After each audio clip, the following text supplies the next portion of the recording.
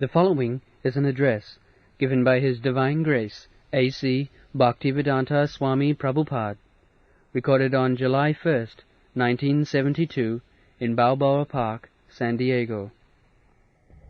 Ladies and gentlemen, I thank you very much for your coming here and participating in this great movement known as Krishna consciousness or Hare Krishna movement.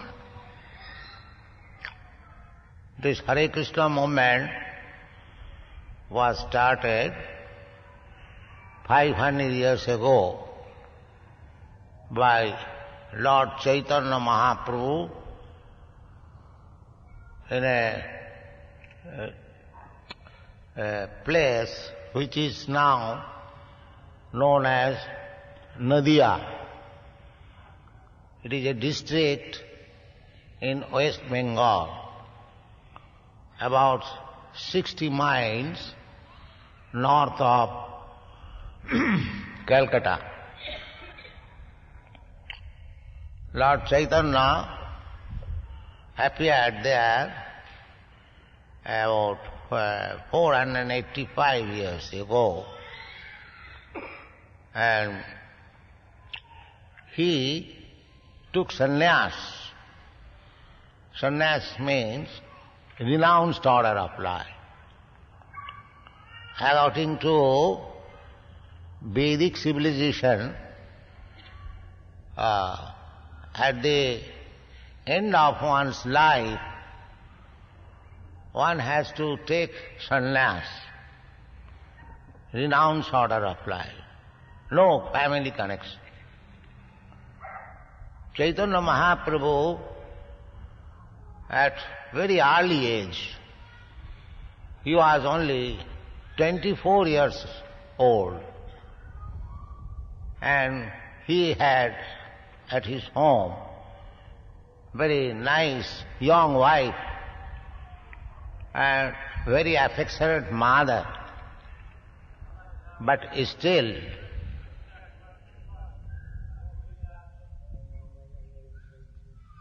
what does he say?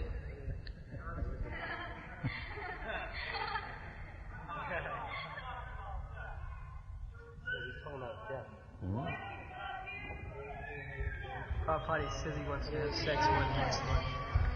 The man says he wants to have sex life more than once a month.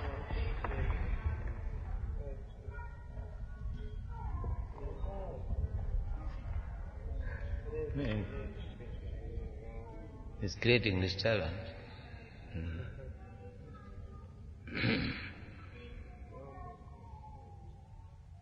So, as this man is talking about sex, so this world, material world, is enchanted by sex. That is material world. Striyang pungshang striyami thuni bhavame tat. This whole material world is existing on sex attraction. Not only in the human society, in animal society also, the sex impulse is there. Birds, beast, animal, human being, even demigods, they are attracted in this material world by sex impulse. The Shastra or the Vedic literature, there is mention about this, that we are in this material world only for the sex impulse. First of all, we think of sex. A man also thinks, a woman also thinks. And when they are united, that attraction becomes more and more complete. Then, in a gentlemanly way, when there is sex unity, then there is need of a nice apartment or house. Then there is a need of land. Formerly, for living condition, everyone possessed some land to grow foodstuff.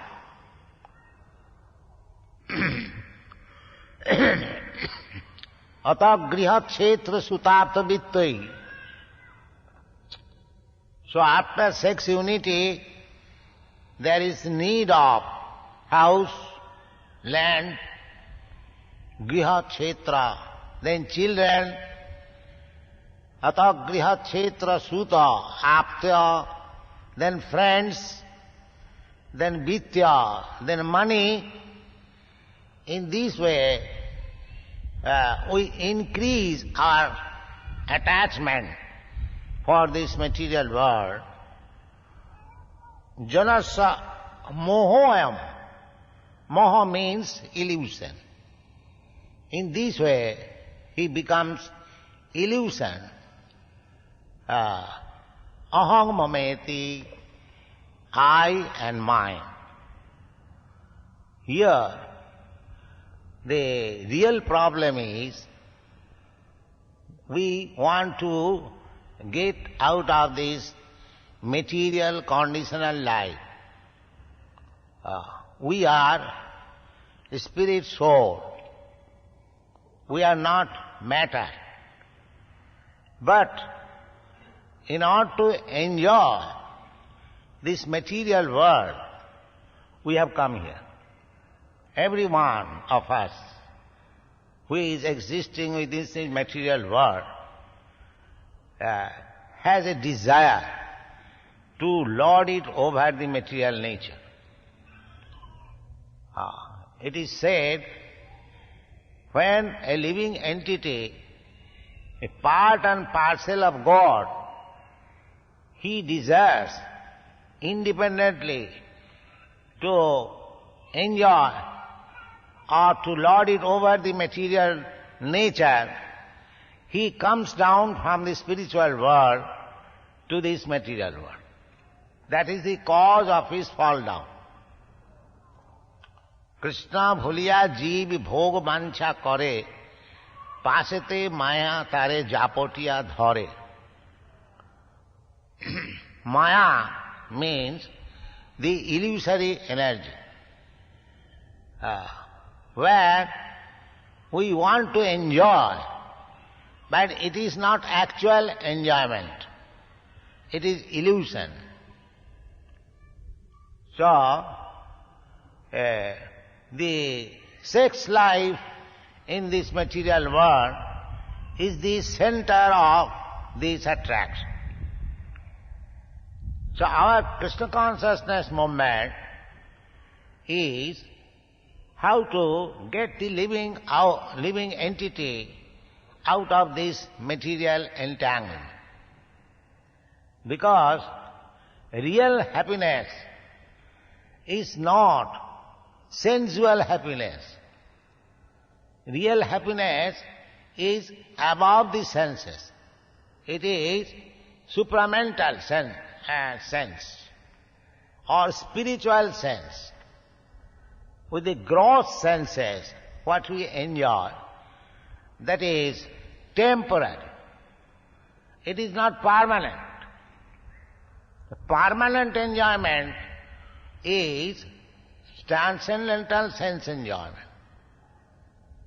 There is, in the Vedic literature, a verse, Ramante yogina anante satyanande chidatmani iti rama padenaso parabrahma avidhiyate.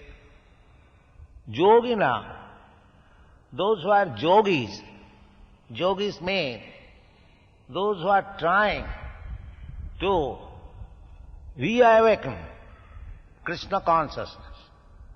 He is called yogi. Our present consciousness is material consciousness. The material consciousness, the sex urge is very strong. Janamaithunadi grihamedi sukham mitucham. It is said in the Shastra that the grihamedi, those who are attracted by this material world, their center of enjoyment is sex. Janmaithunadi grihamedi sukham mitucham. Konduanena karayo riva dukkha dukkham. This sex urge is a sort of itching sensation. Konduyanayam. Tripanta neha kripana bahudukha bhaja. By satisfying this itching sensation, he becomes entrapped in so many ways. So many ways. That's a fact. Apart from those who are enjoying illicit sex, even those who are enjoying sex in regulated principles, they are also entrapped. Take for example one regular household. In your country, it is different social situation. But in our country, in India, a family life is a great responsibility. The father and mother has to take full responsibility for education of the children, grow up nicely, and the father and mother is under obligation to get the boys and the girls married. Unless the children are married, the father's or the mother's responsibility continues. That is our social system. At least in India, those who are following Vedic principles of life. Especially for getting married, the daughter, it is called Konnadaya. Pitri Rin, Putra Rin, Matri Rin. We have got so many debts to clear. This is responsibility. Devarsi Bhutata Ninanga Pitrina. We are indebted to the demigods, just like sun is one of the demigods. We are enjoying the sunshine. We are indebted to him. This is responsibility. Suppose if you take electricity light, you are responsible for paying the bill. Similarly, you are taking so much advantage of the sunlight, you are also obliged to pay the debts, repay the debts. Deva, Rishi. Rishi means those who have given us the Vedic literature. Just like Narad Muni, Vyasdev, they have given us, Vyasdev given us immense literature. Immense literature. He has written Mahabharata, he has written the 18 Puranas. One of the Puranas is the Bhagavad Purana, and he has written the Upanishads. Then he has compiled Vedanta Sutra, and each and every book there are innumerable verses. In Mahabharata there are 100,000 of verses. In Srimad Bhagavatam, 18,000 verses. And if you study one verse, it will take at least 1 week to understand. So grave thoughts. So therefore, we are reading all these Vedic literatures. Certainly, we are indebted to them. So we are indebted to the demigods, just like the sun god, the moon god, the Indra. Indra is supplying us water. Of course, in your country there is no such conception. But the Vedic knowledge gives us full information how water is being supplied, how light is being supplied, how air is being supplied by the arrangement of the Supreme Personality of Godhead. Don't take it irresponsibly. Krishna, the Supreme Personality of Godhead, has arranged so many things.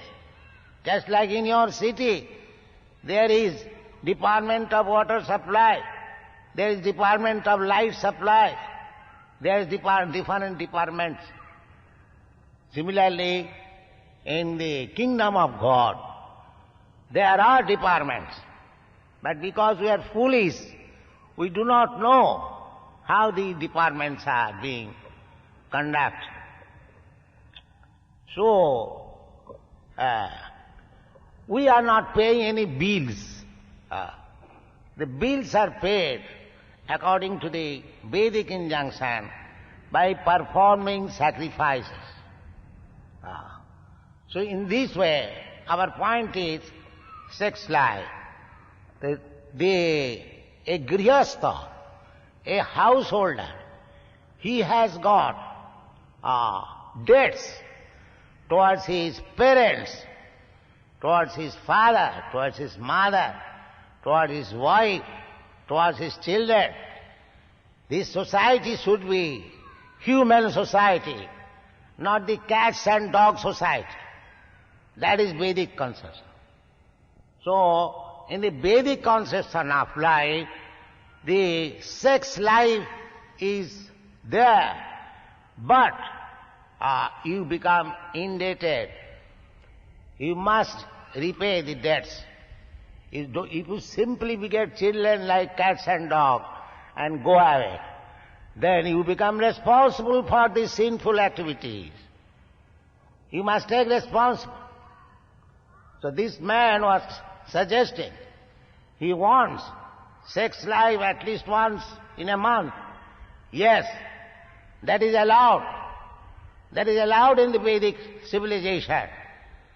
When the wife is in menstrual period, after 5 days of the menstrual period, the wife and husband can have sex life for begetting rightful children. And before begetting a child, one must go. If he is in the higher orders of society, one must accept the Garbhadhan Sanskar. Garbhadhan Sanskar means that child born out of the sex life of the father and mother must come out a very nice child, not like the cat and dog. That is called Garbhadhan Sanskar. Those who are in the higher position of the society, they are obliged to observe 10 kinds of purificatory processes, out of which the first purificatory process is Garbhadhan Sanskar. So, the parents, when they take to sex life for begetting nice children, there is Garbhadhan Sanskar. And if one does not observe this Garbhadhan Sanskar, he immediately falls down to the group of Shudra from Brahminical position. These are the injunctions in the Vedic literature. Sex life is not denied, but one must take responsibility for sex life. Otherwise he becomes entangled in so many sinful activities. Because here in a material world, everyone is a criminal. Just like in a prison house, when a criminal is there, in every step there is law. He cannot violate the laws of the prison house. Similarly, here also, in this material world, who have come here to enjoy, there is no enjoyment, there is simply suffering. But we take sufferings as enjoyment. That is called illusion. Anyway, the Vedic principle has allowed everything, because here we have come to enjoy so-called sense gratification. That is illusion. So there is a regulated principle. You can't have sex life once in a month. That is prescribed. Because the woman has once in a month menstrual period. So sex life is meant for simply begetting nice children, not for sense gratification. Therefore, because the woman gets the menstrual period once in a month, therefore the man can have sex life just after the menstrual period over, after 5 days. He can have sex life with his wife under Garbhadhan Sanskar, responsibility. Otherwise, he becomes implicated in sinful activities. That is Vedic injunction. So, sex life is not denied. Just like in our society, the boys and girls, they come to our society, and as far as possible, we get them married. We don't allow to leave the boys and girls and friends like friends, no. That is a great sinful activity. So nothing is denied. The problem of life is eating, sleeping, meeting and defending. So everything is there, but in a regulated form. In regulated form, so that the world may not become hell. If it is irregulated form, then the whole world will be hell. It is stated in the Bhagavad Gita, Narakaya, Varna Sankara. When we produce unwanted children, the whole world becomes just like hell. It is going to happen like that at the present moment. The sex life is not denied. The point is discussed because it was raised.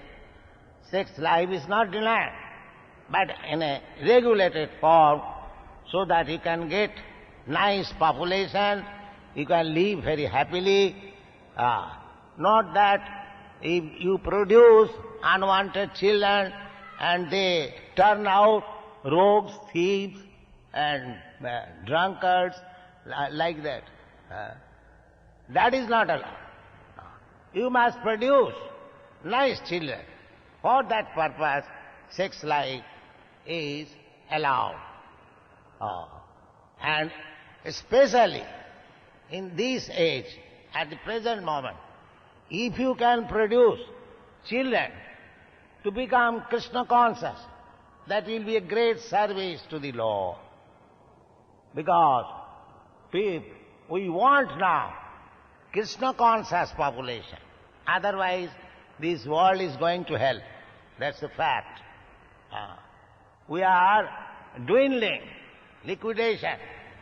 There were great empires, like Roman Empire, Greece Empire, Carthaginian Empire, and later on, Mughal empires, British Empire, so many empires there were. There was Hitler, there was Mussolini, there was Napoleon. So, these powerful empires or men came and gone. Their name is only there. Nothing is remaining. So, I came to your country. Your country is very nice country, America. I heard it from India. So, I decided to come here because I heard that your country is very nice. And when I came here, I saw actually your country is very nice. Your cities, your buildings, your men also, because mostly my students, they are Americans, and they help me very kindly to push on this movement. So I have studied the American life, very nice, they have good heart. So only thing is wanted, Krishna consciousness. For want of this Krishna consciousness, despite your all opulences, you are becoming confused and frustrated. I hear that out of 3, 1 man is a patient of a psychiatrist. Why? Why you are unhappy? Why you should be unhappy? You have got everything. Enough food, enough land, enough money, enough intelligence. Why you should be unhappy? The cause you should try to find out. The cause is that without Krishna consciousness, without God consciousness, nobody can be happy. That is the cause. So, my request is that this movement is started from America, from New York.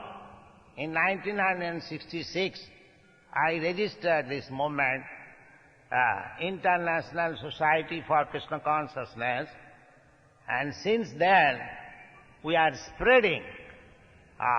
In your country, we have got about 50 branches all over the country, America, and we have got other branches also, about 50 in Europe, in Canada, in Australia, in New Zealand, in Japan, in India also. India, of course, Krishna consciousness movement is known since a very, very long time. At least everyone in India knows what is Krishna consciousness, and he may not be seriously engaged in Krishna consciousness, but even a street man, a street boy knows what is Krishna. In your country, this movement is started since 1966, but in 67 I was sick, I went back to India and again came back in 1968, and since that time we are pushing on this movement little, very highly. It is being affected. It is being affected. People are understanding. So, my request is that ye have got all material resources.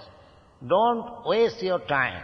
Life is very valuable, especially this human form of life.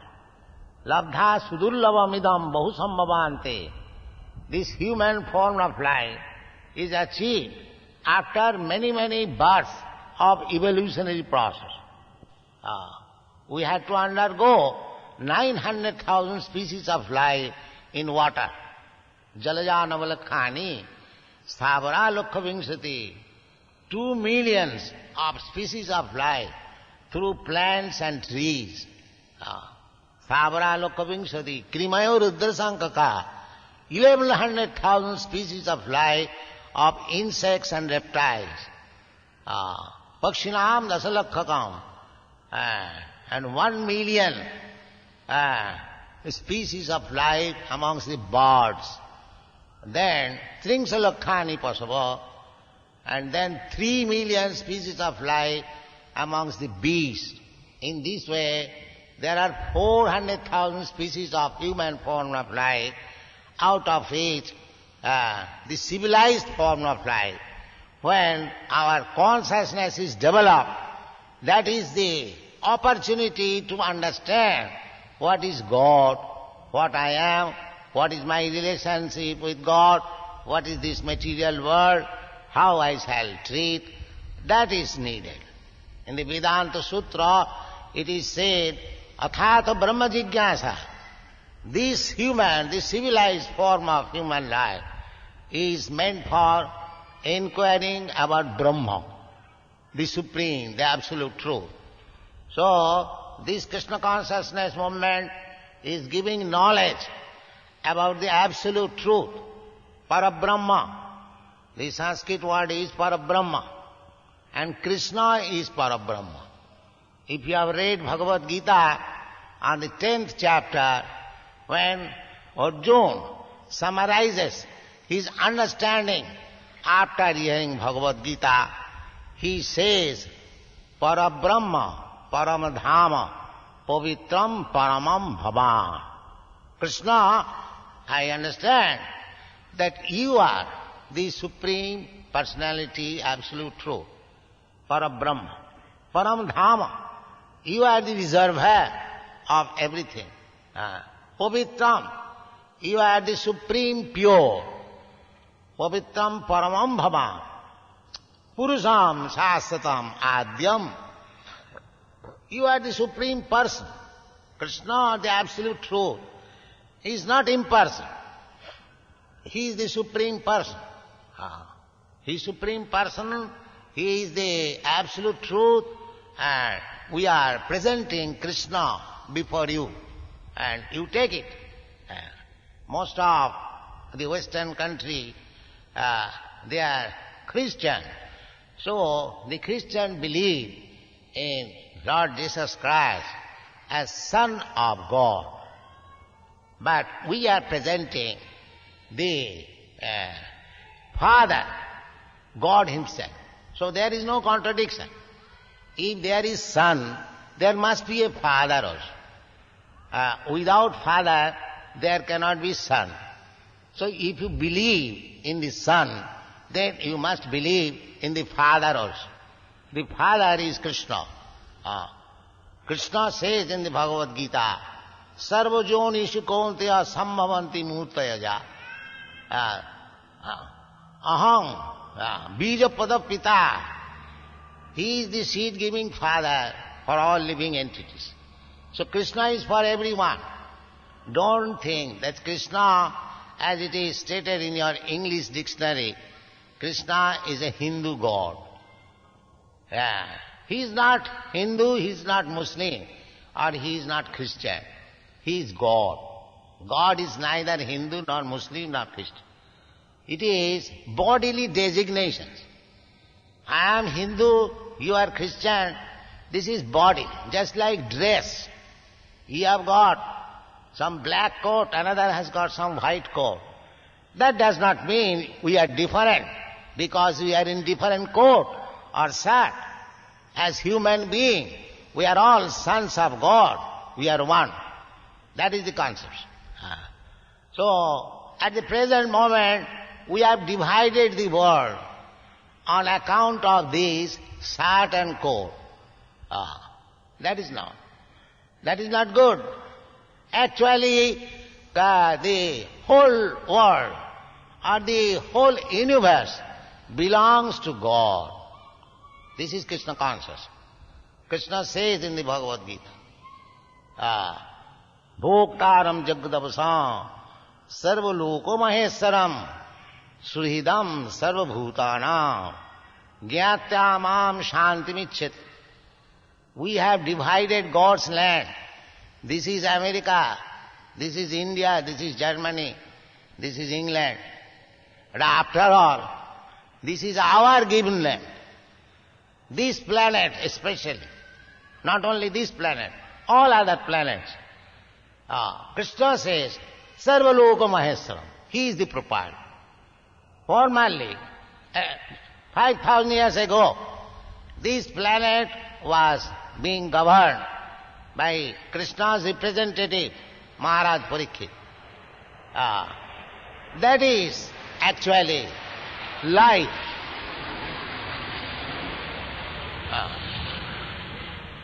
Krishna is the proprietor of all planets, and one should be Krishna's representative to rule over the planet. That is Vedic system. There cannot be any king or emperor who is not representative of God. It is the duty of the representative of God to take charge of a planet and educate the person, the citizens, into God consciousness. That is Vedic way of life. Not that the chief executive or the government simply levies taxes from the citizens and let them go to hell. This is not good government. The government must be responsible for the uplift of the citizen to the spiritual life. That is real government. So that was being done 5,000 years ago by Maharaj Parikshit. Maharaj Parikshit, those who have read Srimad Bhagavatam, there is this Srimad Bhagavatam begins from the question of Maharaj Parikshit. Maharaj Parikshit, at the last stage of his life, when he was to leave for 7 days only, he decided to hear Srimad Bhagavatam and become liberated from this material life. And it so happened. The idea is, the Maharaj Parikshit was so pious that when he was touring in his kingdom all over the world, he found one man, one black man, was trying to kill one cow. Immediately, Maharaj Parikshit took his sword and wanted to kill the man. He was Kali. So who are you that you are killing cow in my kingdom? Formerly, when the whole world was under the one king of the Pandavas, just like Parikshit Maharaj, there was equal protection for the animals and the man. Not that man should be given protection by law and not the animals. The animals, they are also national. What is the meaning of national? One who is born in that land. Suppose you are American. You are born in this land of America, therefore you are American national. Why not the cats and the dogs and the cows? They are also national. So this is injustice, that to give protection to the humankind and to send the animals to the slaughterhouse. These inequality, discrimination between man and animal is due to lack of Krishna consciousness. When one becomes actually Krishna conscious, he does not make such distinction that a man should be given protection and the animal should be killed.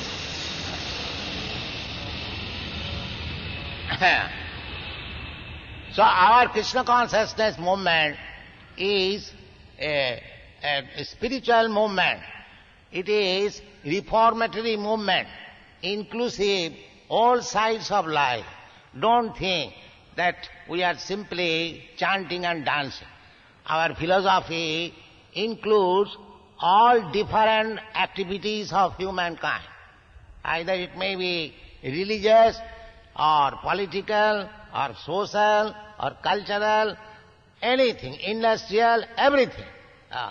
So my request is that this movement was started in your country. And these American boys and girls, they have taken it seriously. So kindly cooperate with this movement and you will be happy. That is my request. Thank you very much. Hare Krishna.